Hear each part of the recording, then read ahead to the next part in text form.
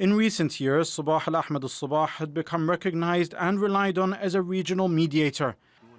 In 2017, when GCC member states Saudi Arabia, Bahrain and the United Arab Emirates, along with Egypt, accused Qatar of supporting what they described as terrorism and imposed a land, air and sea blockade, it was him who intervened. The Kuwaiti Emir attempted to broker a settlement, urged for more dialogue between the Gulf rivals, and pushed for reforms to prevent future disputes. We have discussed the situation in the country, foremost the unfortunate dispute between our brothers in the Gulf region, and our efforts to contain it. Sheikh Sabah was born in Kuwait City in 1929, the son of Ahmad al-Sabah, who was Emir from 1944 to 1950. For 4 decades, he held the post of foreign minister. In that time, the oil-rich country experienced huge economic growth, but was also vulnerable to regional struggles. Although Kuwait had supported the Iraqi government during the nearly decade-long war with Iran in the 1980s, then President Saddam Hussein ordered his forces to invade Kuwait in 1990. More than 1,000 civilians were killed and hundreds went missing during the 7-month Iraqi occupation, which triggered the first Gulf War that same year.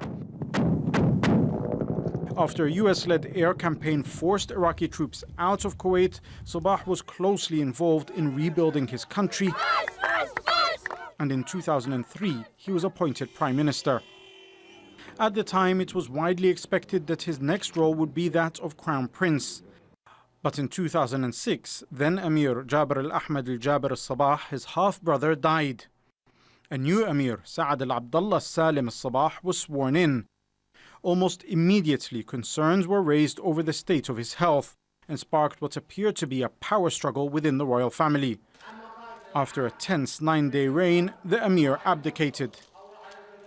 The Kuwaiti cabinet swiftly nominated Sabah as the next leader, ending what was seen as a major crisis.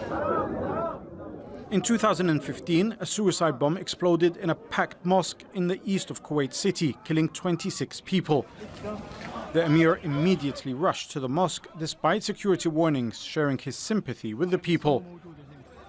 In the long life of Sabah al-Ahmad al-Sabah, he witnessed Kuwait's so-called golden years of economic growth and darker periods of conflict, regional turmoil and political crises.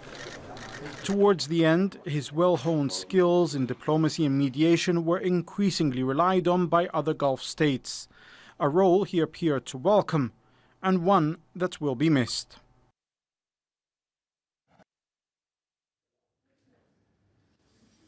We have multiple correspondents gauging reaction for us around the world. Alan Fisher is in Washington, Asad Beg's in Tehran. Our diplomatic editor, James Bays, is at the United Nations in New York. But first, Jamal Elshayyal is live for us here on the News Hour here in Doha. Jamal, for anyone just tuning into this news, just take us through the events of the past 90 minutes or 2 hours or so.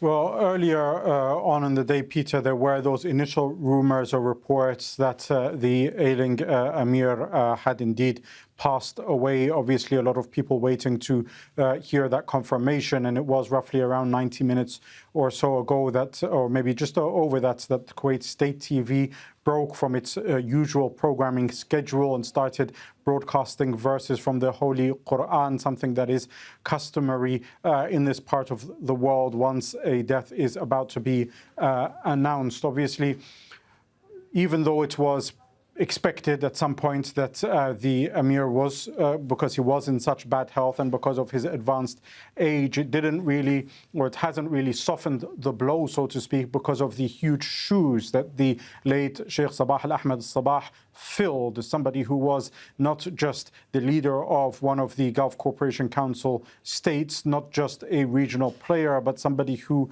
filled a vacuum when it came for the need for stability, for the need for reason, the the need for some sort of conflict resolution. And in that is where a lot of people will be remembering him, but also feeling that loss. That announcement by state TV obviously will be followed over the next 3 days by official mourning, by closures of state institutions and other government bodies, but also an anticipation to wait and find out how the succession process in Kuwait will unfold and what it will mean, not just for the Gulf country, but also for the wider region in terms of the Gulf Cooperation Council, as well as the Middle East as a whole.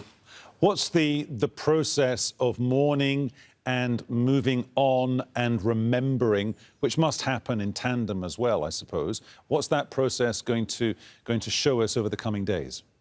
Well, really, with Kuwait, it is such a unique country in the region, and therefore there are a lot of moving parts that a lot of people will be watching. And as you mentioned there, it's about the synchronization between them, but also ensuring that they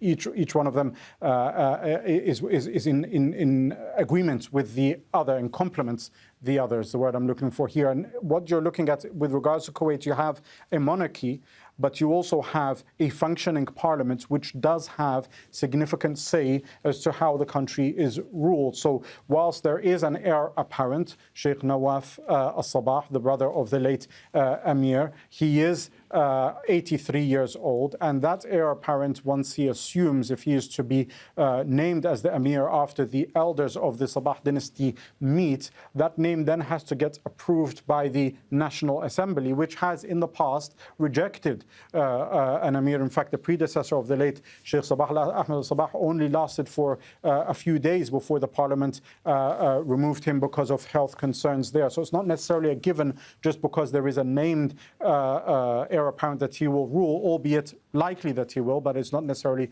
a given. He then has to announce a heir apparent, and that's where the kind of power plays take place in order to ensure that he appeases all the different sections of that ruling family, which has two main branches in it. Customary between them, they alternate who is the ruler and who is the heir apparent. As you mentioned there, that's taking place whilst there is mourning, whilst there will be obviously preparations for state funerals, and whilst there is the role of the parliament that is still to be debated, considering that the Kuwaiti parliament is one that is politically diverse. It is made up of different components of Kuwait's political factions, but also sectarian, in that there is also a significant Shia minority in the country as well. All of those are going to play into how this succession will happen. But looking at it, Peter, there doesn't seem, and we saw this also obviously with the differences, but when we saw the passing of the late Sultan Qaboos of Oman, there doesn't seem to be a departure, at least from that steady, stable approach that has been synonymous with Kuwaiti politics, even by those who are vying for that position, who may not necessarily have been named as clear successors to the late Sabah al-Ahmad al-Sabah. Jamal Elshayyal, our correspondent here in Doha, taking us through the events of the past 2 hours. Jamal, stay close. Thank you for the moment. Our diplomatic editor James Bays joins us live from the UN in New York. Any reaction there yet, James? Well, we've still got the UN General Assembly taking place, and in the General Assembly hall, they're still playing out speeches of leaders. So a lot of ambassadors present in the United Nations. No formal statement yet from the UN Secretary General Antonio Guterres, but I've been speaking to someone who's been speaking to him since this news came through. He's well aware of the news. I was told that the Secretary General always puts out statements when any world leader dies saying he's saddened, but in this case he really is very sad. He knew the Emir well. Remember, the Secretary General has served as Secretary General, but before that was the Prime Minister of his own country, Portugal, and was the High Commissioner for Refugees. So he knows the Emir very well and is well aware of what I was told is his substantial commitment to regional peace and stability. And it was pointed to me some of the recent things that Kuwait has done.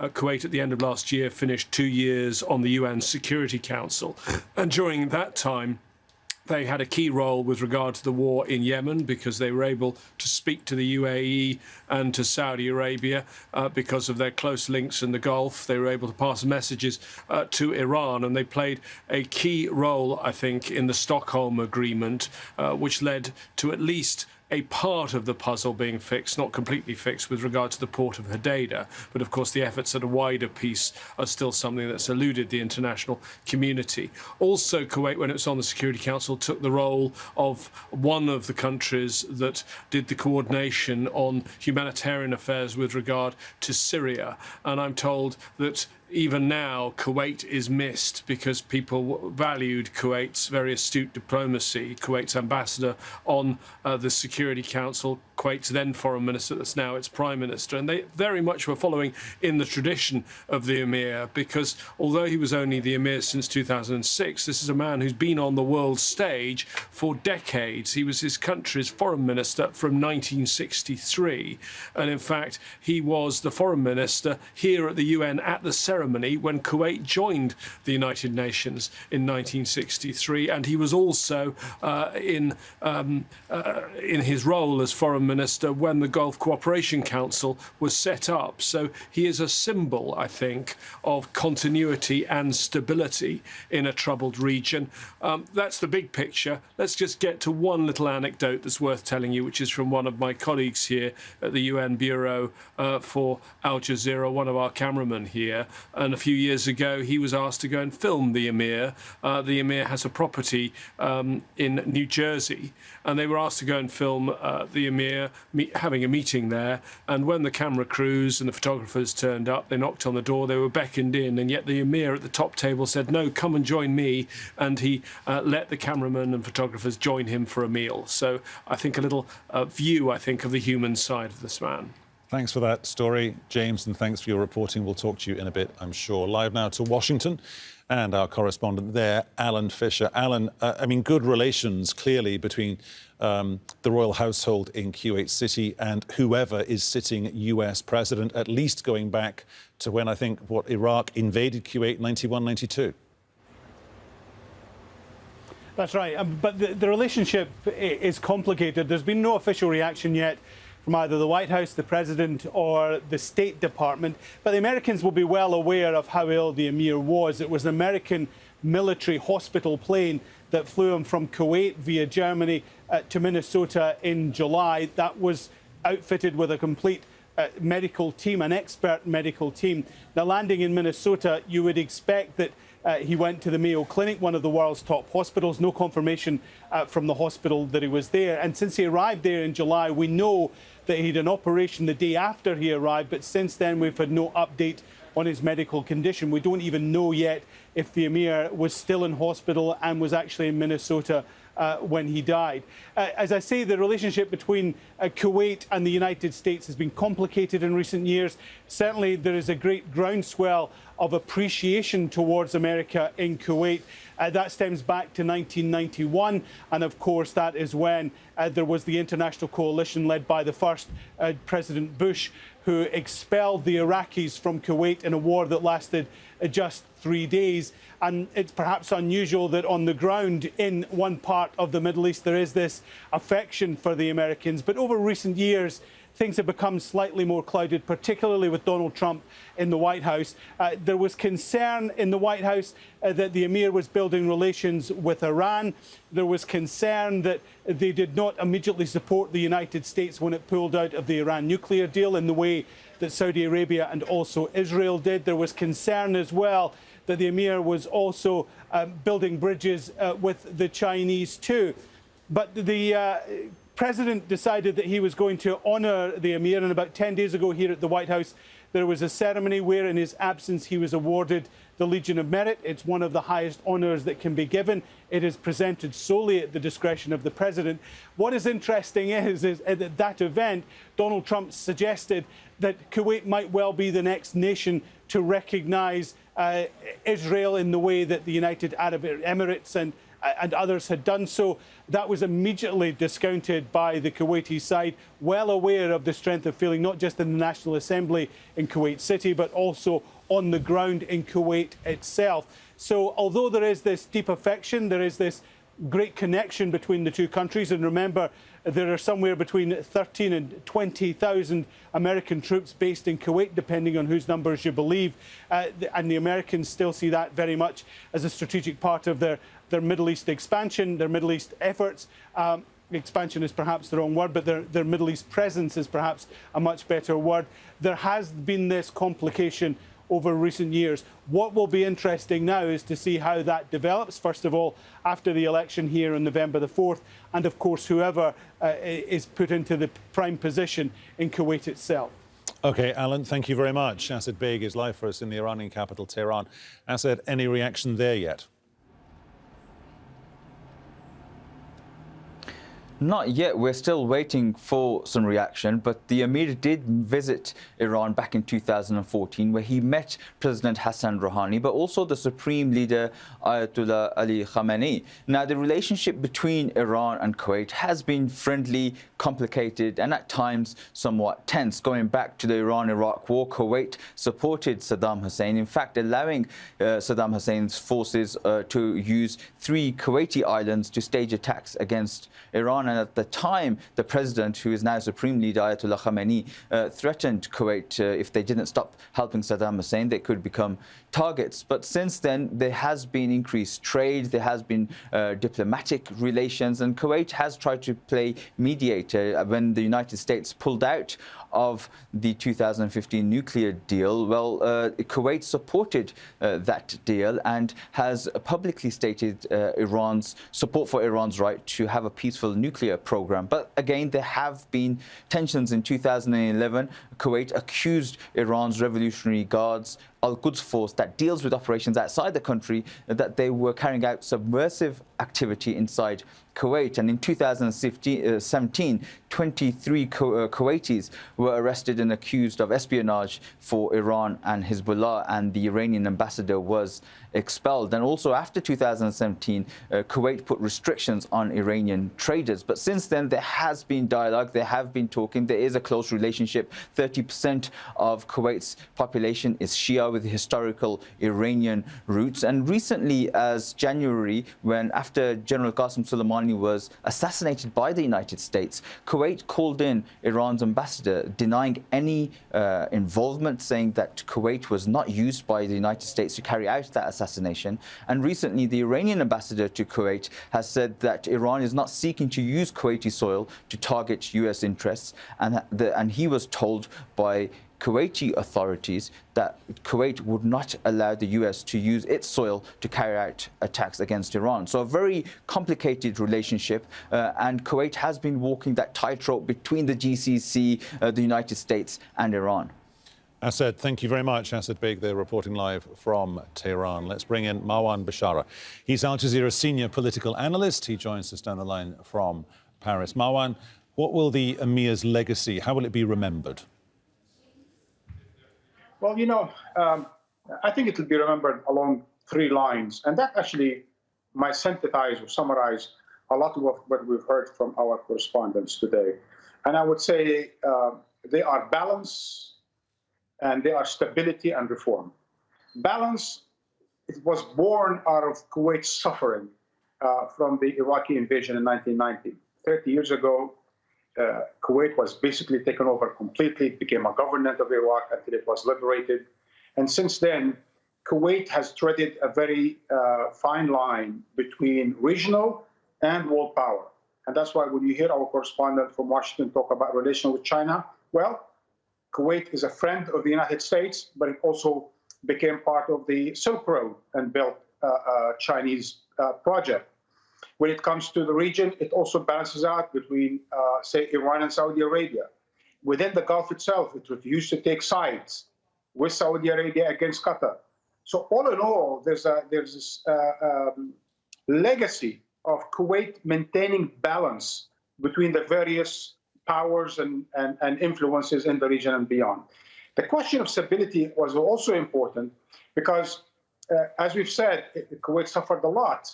And within Kuwait, there is an elected parliament, a rather industrious, if you will, National Assembly that is quite vocal and quite involved in policymaking. It legislates, And so it works as a balance with the ruling family. And hence, Kuwait is a bit of a unique situation within the Gulf region. It's this sort of a constitution, well, it's not exactly a constitutional monarchy, but this mixed rule, if you will, ensures that both sides have to maintain certain communication bridges and to maintain the stability within the country and in the region. And third and last, the question of reform is important because, as you know, the last 10 years have been quite volatile in the region since the Arab Spring started.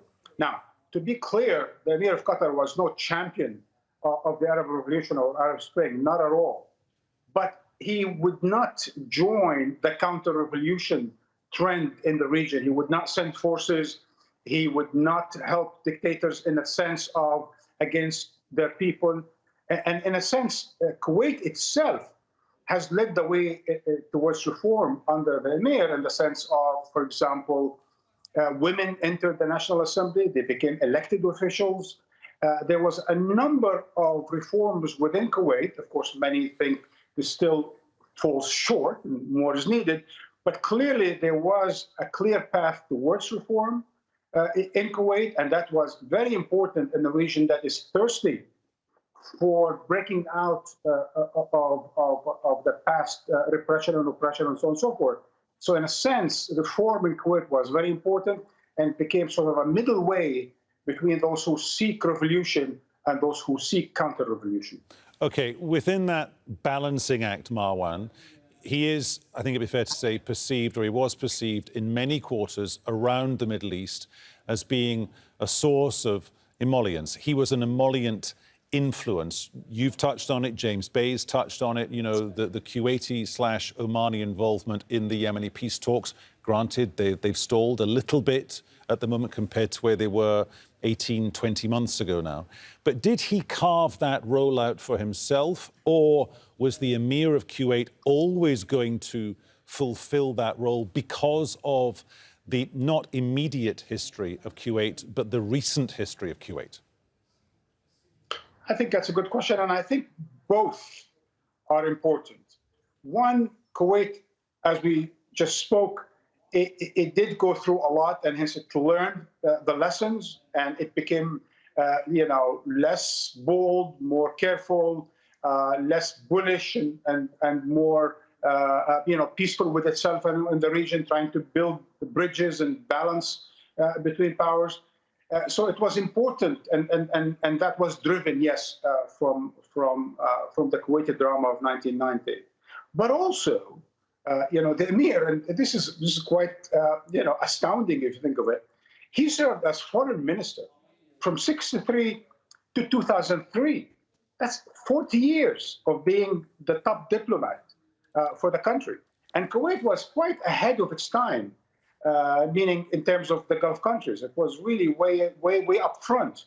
And for the Kuwait Emir to have served as 40 years of foreign minister during some volatile times, including, say, the oil crisis, and, the OPEC embargo, the Israeli invasion of Lebanon, the Iraq-Iran war, the invasion of Iraq, and all of that, of course. So he was foreign minister for some 40 years, and he certainly learned the hard lessons and became a seasoned diplomat, and that certainly helped him when he became Emir.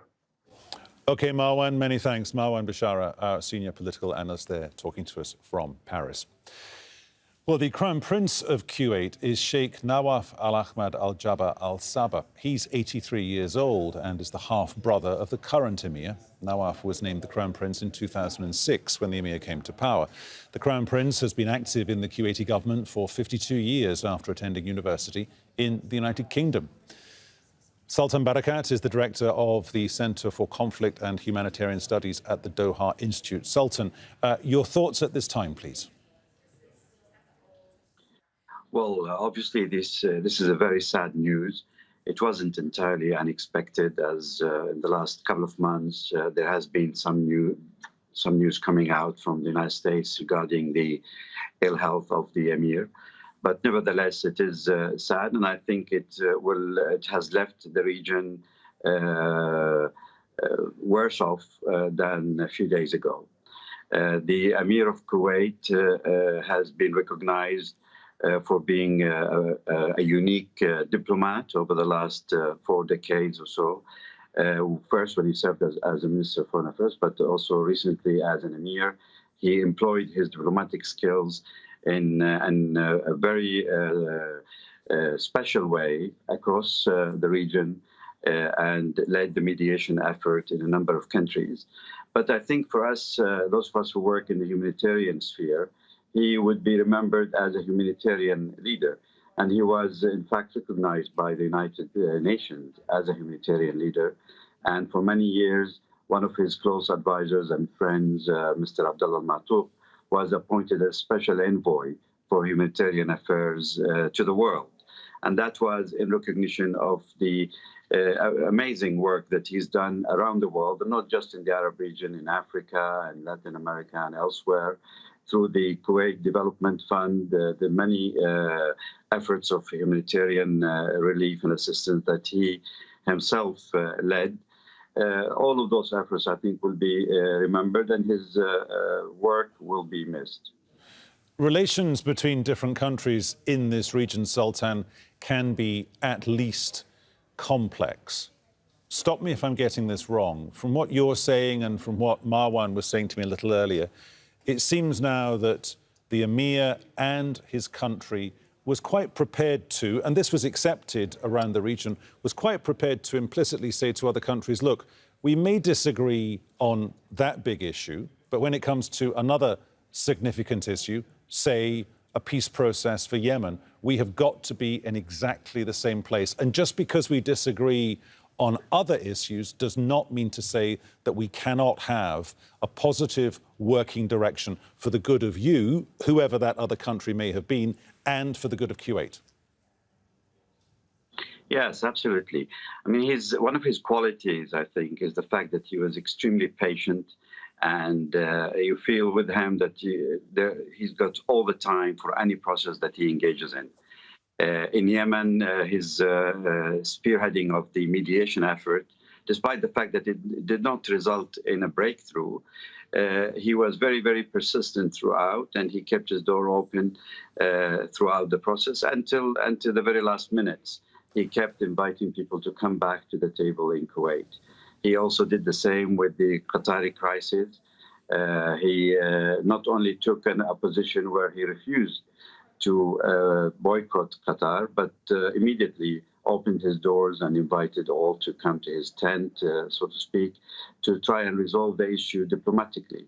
So I think this is a quality that Kuwait have had to develop under his leadership because of its recent history, the invasion of Iraq to Kuwait, the fact that he has had to balance forces like Iran on one side and Saudi Arabia on the other for a long time.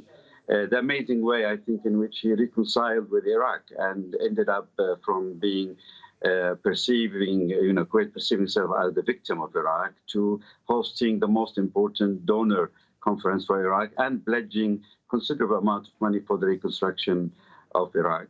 And many, many cases like that. And I think these are very special qualities that only the late Emir could have. And that's why he ended up known as the wise man of the region.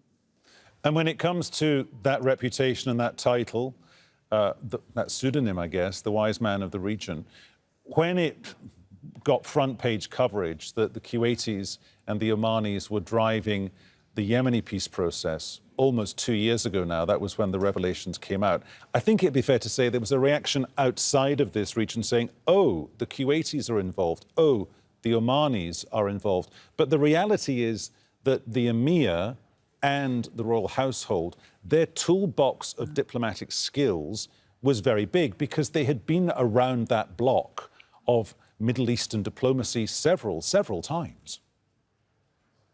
Sure. I mean, unlike Oman, which can be occasionally accused as being maybe too close to the Houthis, having taken a little bit of a distance from Saudi Arabia and the United Arab Emirates, Kuwait managed to keep equal distance from all. And that is really one of the reasons why people felt comfortable going back again and again to Kuwait to try and resolve the issue in Yemen. And that, again, it's a quality that he has accumulated as a result of his many years working as a diplomat, and the respect that he's gained regionally.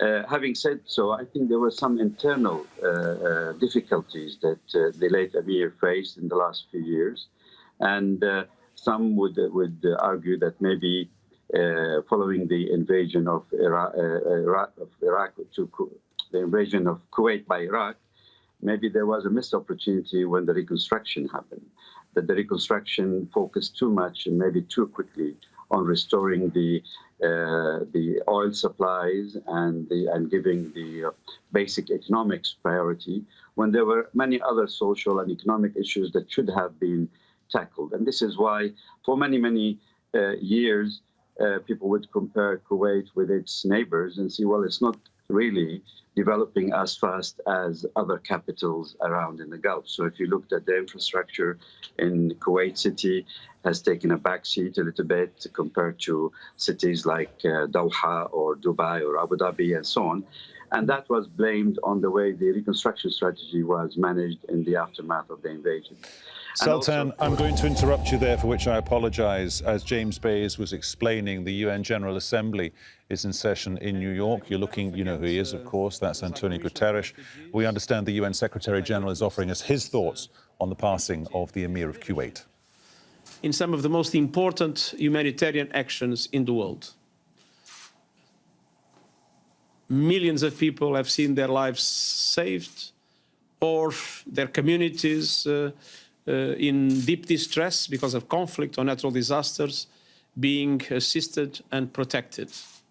And he was always in the first line of mobilizing the international community in acts of solidarity with those in need. I want to express to his family and to the government and people of Kuwait my deepest condolences. Now, in just 4 months since Prime Minister Trudeau, Prime Minister Holness and I convened global leaders in May, 25 million more people have contracted COVID-19 and 600,000 more people have died. And we'll peel away from Mr. Guterres at that point. He clearly has taken a decision to react to the news arriving in New York from Kuwait, from the wider Middle East, that the Kuwaiti Emir has passed away at the age of 91. Our diplomatic editor, James Bays, was listening to that. James, that's a stunning measure of how well the Emir and his country were perceived. There where you are, you know, the heart of global diplomacy, for the UN Secretary General to say millions of people are alive because of what this man did, because of what his country contributed to the diplomatic process. Yes, and just before the bit that you heard, Peter, at the very beginning when walking into the room, the Secretary-General said, I want to make a personal statement. I want to say how deeply moved I am personally by the death of the Emir. And it was clear from the Secretary-General's tone that this is something that has affected him as well. I mean, he knew the Emir very well. These are two figures that have both been on the global stage for a long time. Antonio Guterres, who's now moved on to talk about development aid at the time of COVID, has had other jobs before. He was his Prime Minister of his own country, Portugal. He was the High Commissioner for Refugees. So he's encountered the Emir over the years. And remember, if you look at the Secretary-General's long career, it's nothing like the Emir of Kuwait, because before he was in the Emir, he had 40 years as his country's foreign minister.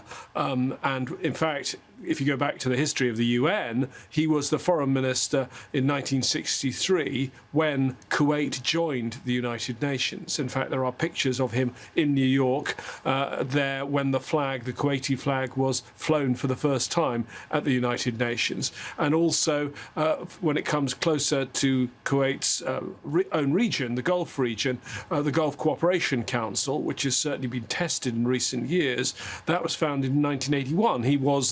He was the foreign minister at the time then. So he is a real symbol, I think, in a troubled region of stability and continuity. James, thank you very much. James Bays, our diplomatic correspondent there at the United Nations. Let's bring in Ali Akbar Dareni. He's a researcher at the Center for Strategic Studies. He joins us from Tehran. Ali Akbar Dareni, welcome to this special news hour on Al Jazeera.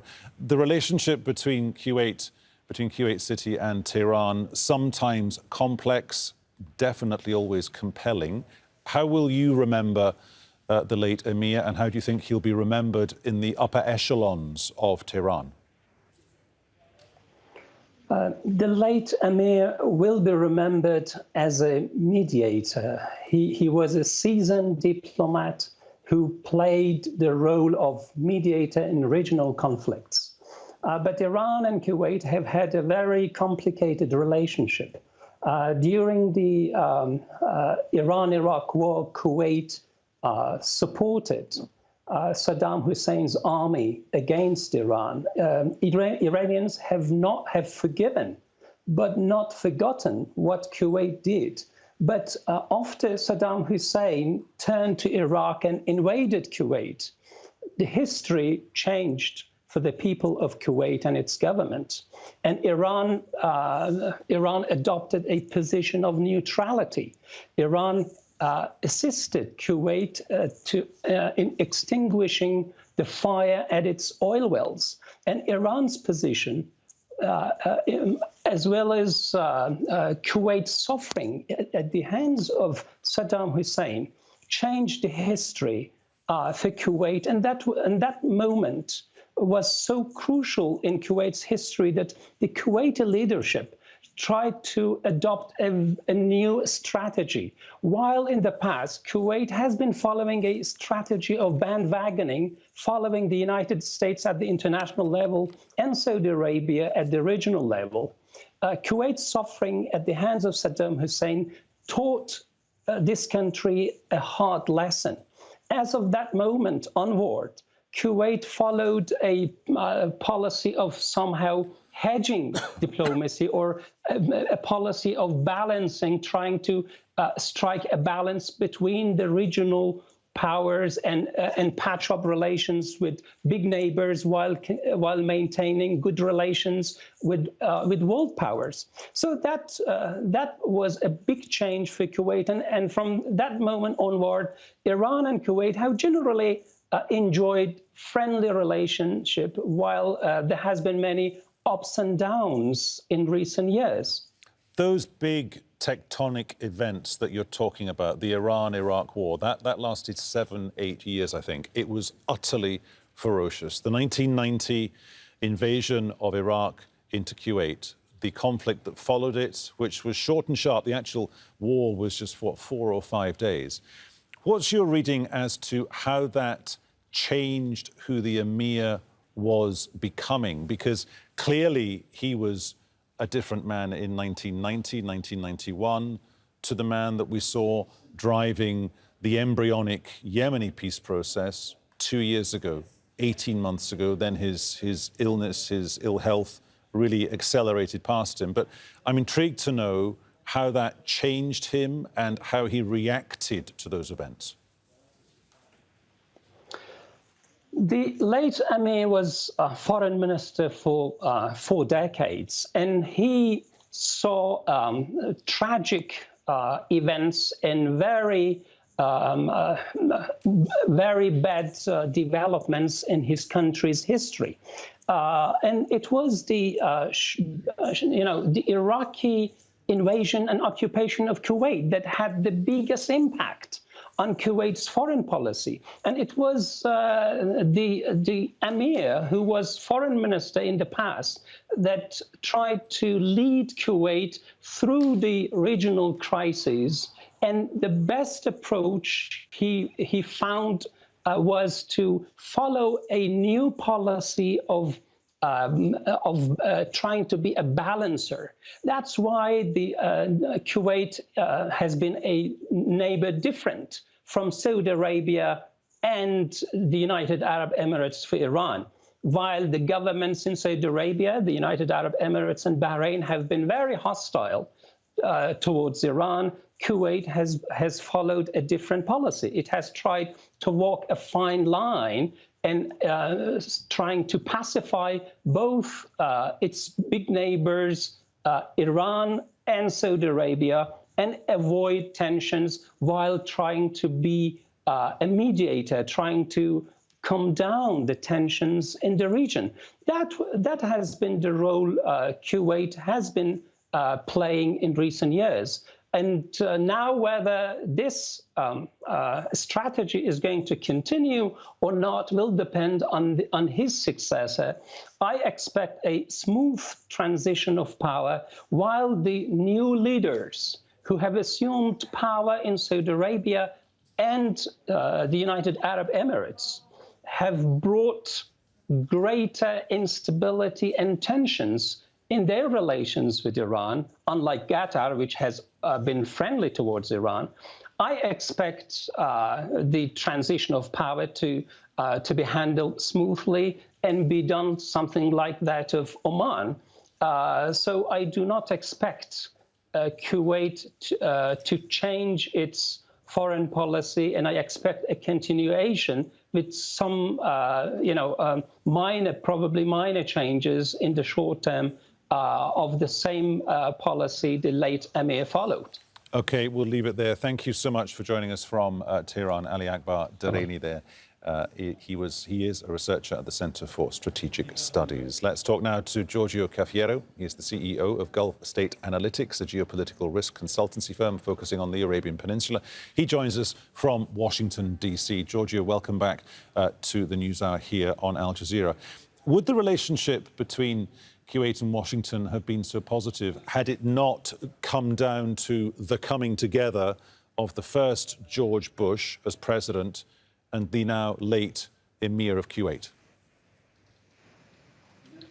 Hi, thank you very much for having me on your program today. I would like to begin by expressing my condolences to the people of Kuwait and the entire Gulf region who are now mourning the loss of the Kuwaiti Emir.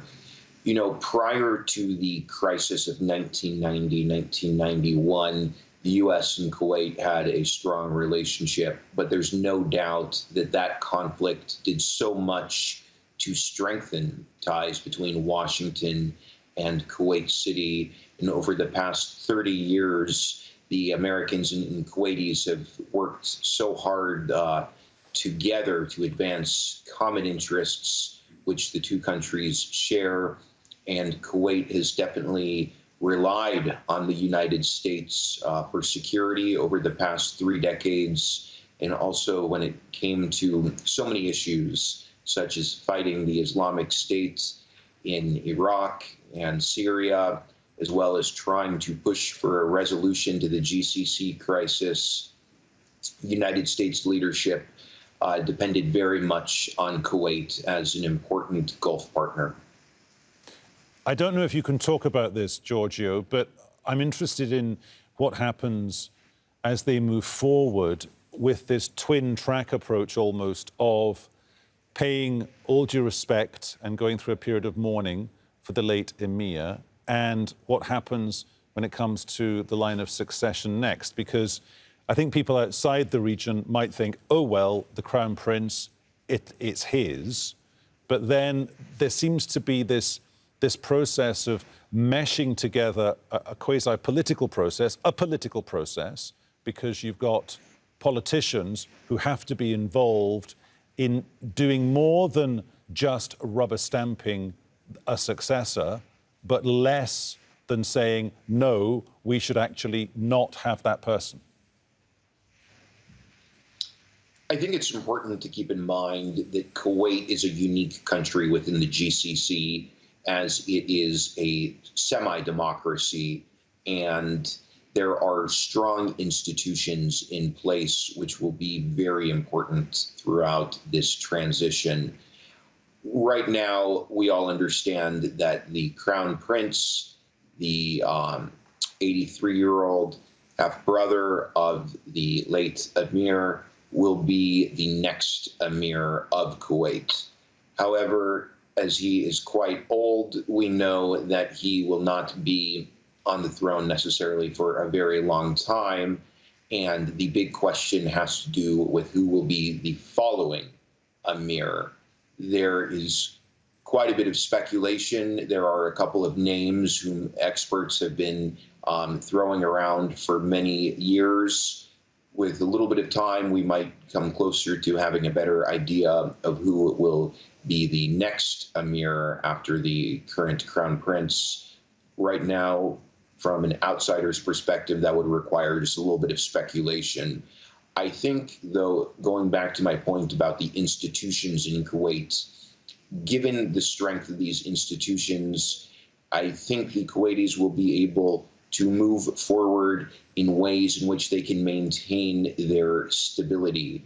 There are always outsiders who are speculating about some sort of a succession crisis, but that definitely does not need to happen. That is not an inevitable outcome. The Kuwaitis recognize that they have been blessed for many years with stability. You know, when you're sitting in Kuwait, you can look to Yemen, Iraq, Syria, so many hot spots around the region, and that really underscores how Kuwait stands out as an oasis of stability. And I think the Kuwaiti government and the Kuwaiti society will be working very hard to preserve that stability in the years to come. Giorgio, always good to get your temperate thoughts on a big story in this region. Really good to talk to you again, Giorgio Cafero, on this thought-provoking day as the region comes to grips with having lost the Emir of Kuwait. Thank you.